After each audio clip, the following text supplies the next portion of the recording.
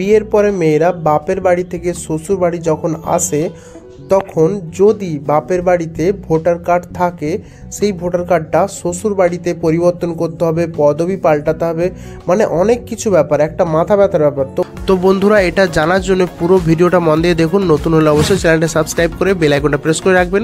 যেহেতু বাপের বাড়িতে ভোটার কার্ড ছিল তাহলে বন্ধুরা এটা দুটো ধাপে আপনার ভোটার কার্ডের সমস্ত জিনিস পরিবর্তন করতে হবে, দুটো ধাপে।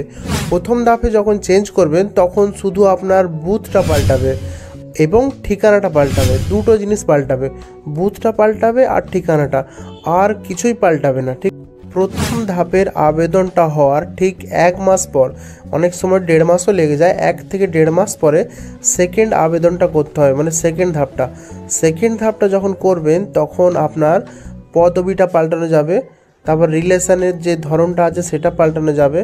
রিলেশন মানে যেটা লেখা থাকে স্বামীর নাম থেকে বাবার নাম ওটা হবে, তারপরে বাবার নাম থেকে স্বামীর নাম যে নামটা সেই নামটা পাল্টানো যাবে।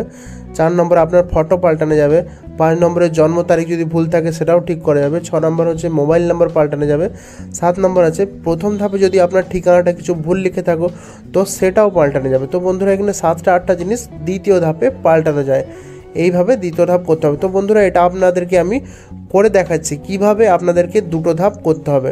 তো দেখুন বন্ধুরা, তার আগে ইম্পর্টেন্ট একটা কথা বলে দিই, যখন আপনি দ্বিতীয় ধাপটা করবেন তখন একসাথে আপনি 4টে জিনিস কারেকশন করতে পারবেন।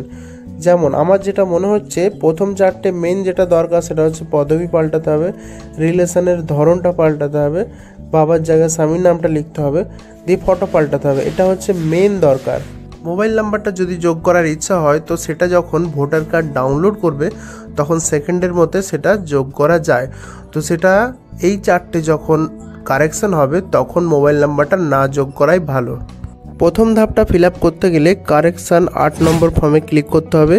যদি বিধানসভা সেম হয় তো প্রথম অপশানে টিক মারবেন, যদি বিধানসভা আলাদা হয় তো সেকেন্ড অপশানে টিক মারবেন, দিয়ে তারপরে ওয়েস্ট বেঙ্গল সিলেক্ট করে জেলা সিলেক্ট করবেন। তারপরে এখানে শুধু অ্যাড্রেসটা কারেকশন হবে। দেখুন এখানে অ্যাড্রেসটা ঠিকঠাকভাবে যেটা অ্যাড্রেস আছে পোস্ট অফিস লিখে দিয়ে নিচে ক্যাপচা কোড দিয়ে প্রিভিউ অ্যান্ড সাবমিটে ক্লিক করে সাবমিট করে দেবেন।